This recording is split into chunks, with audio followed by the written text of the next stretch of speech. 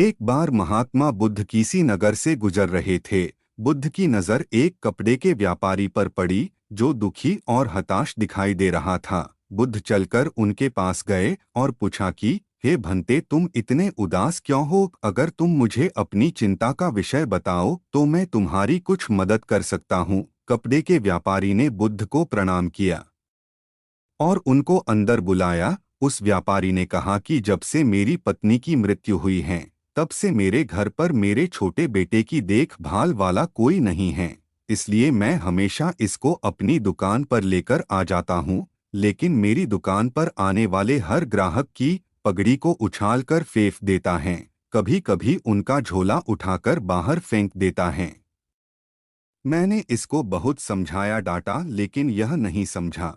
इसकी इस हरकतों की वजह से मेरे सारे ग्राहक खुद को अपमानित मानकर वापस चले जाते हैं। बुद्ध बोले, मैं तुम्हारी सहायता कर सकता हूँ, पर तुम मुख्य वचन दो कि मैं जो भी करूँगा तुम उसमें दखलंदाजी नहीं करोगे, ना ही कोई प्रश्न करोगे।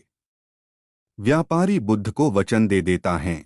अगले दिन बुद्ध एक पगड़ी पहनकर आए और एक गाहक की भांति आकर बैठ गए। व्यापारी का बेटा आया और बुद्ध की पगड़ी को उछाल दिया। महात्मा बुद्ध मुस्कराए और कहा, बहुत अच्छा, जाओ उस पगड़ी को वापस लेकर आओ। वह बच्चा दौड़कर गया और पगड़ी लाकर बुद्ध को दे दी।